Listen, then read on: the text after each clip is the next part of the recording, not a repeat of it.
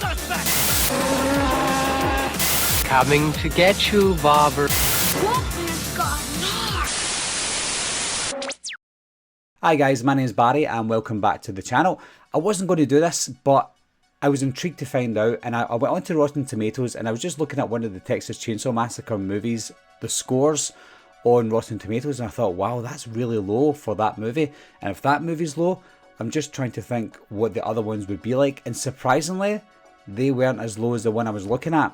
So I went through every single Texas Chainsaw Massacre movie, apart from obviously the new one that's coming out, to see the scores, and I was very surprised. There are 8 Texas Chainsaw Massacre movies before the new Netflix movie comes out this week, but there's 8 just now, and what I'm going to do is I'm going to tell you the best score to the worst score. Normally I would do it the other way around, but because of how surprising this is, I'm going to start from best to worst. If there is any scores that are the same as the critics, which there is, then the winner is based on the audience score. That's the way I'm going to do it. So let's start with number 1. Number 1 is of course the original, the Texas Chainsaw Massacre. Not chainsaw, but Chainsaw Massacre. That got 89% on the tomato meter on Rotten Tomatoes. That is the only certified fresh Texas Chainsaw movie there is, and that's not surprising because that is the favourite amongst most fans. It's not my favourite. My favourite is the remake from 2003.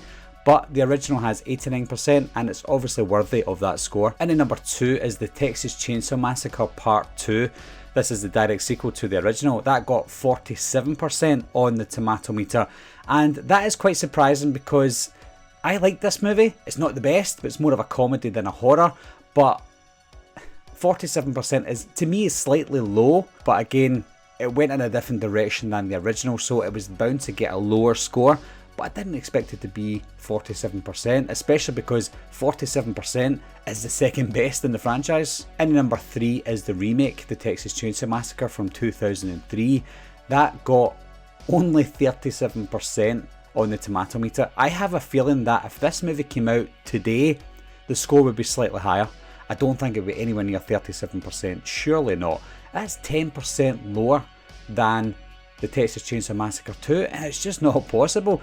I know I'm being biased because this is my favourite, but 37% is abysmal. And then number 4, and this is shocking, is Leatherface from 2017. Now, the score itself at 30% doesn't sound shocking because 30% is a bad movie, but it's 4th in this franchise according to critics. That means there are 4 Texas Chainsaw movies after this that are worse.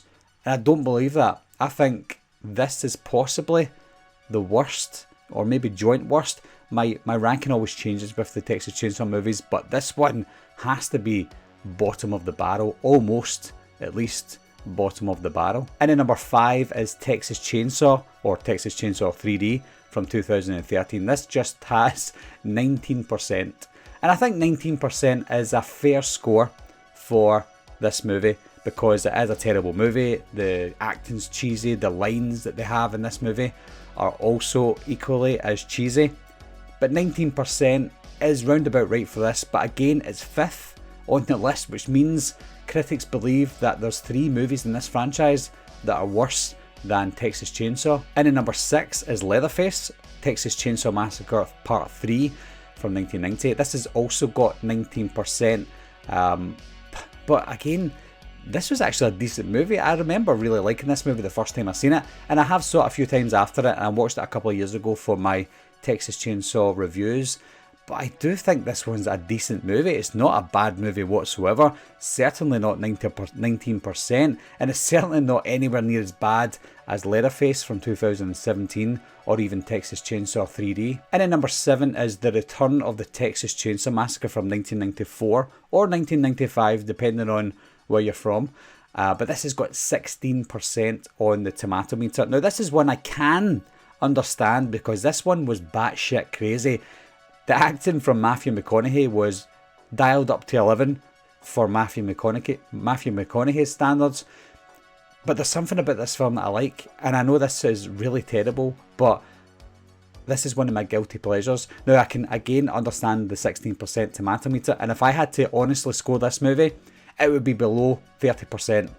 But 16% is still quite low considering the ones that are higher than it.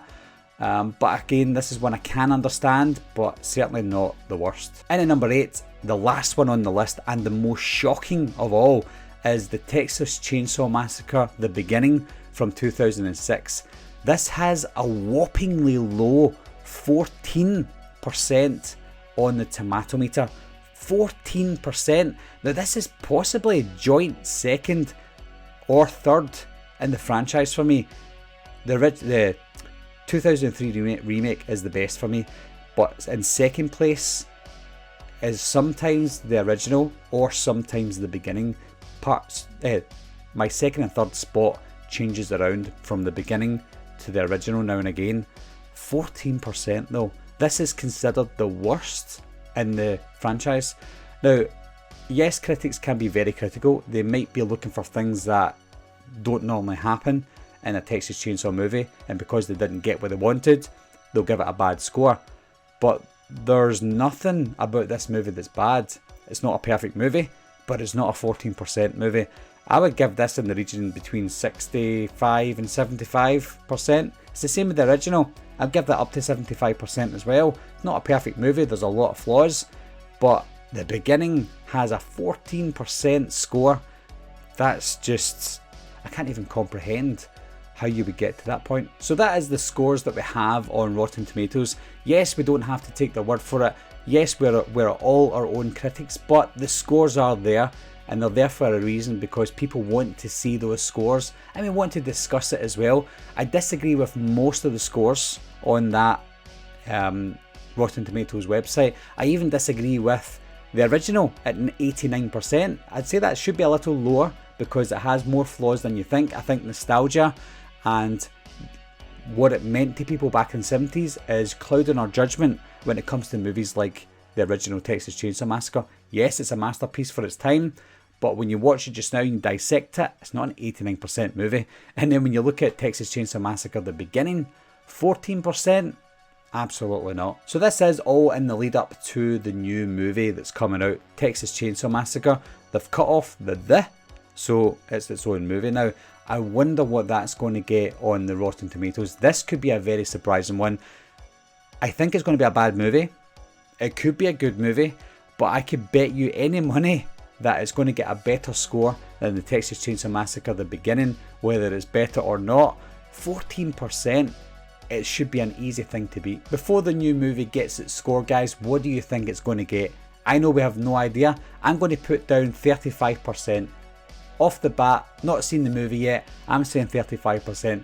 What do you think? Leave your comments down below. Let me know what you think the score is going to be. Obviously when the score comes out, there's no point in leaving your comments, but it'll be fun to do just now. Let me know what percentage you think the new one's going to get. And as always guys, I'll talk to you soon. Bye bye.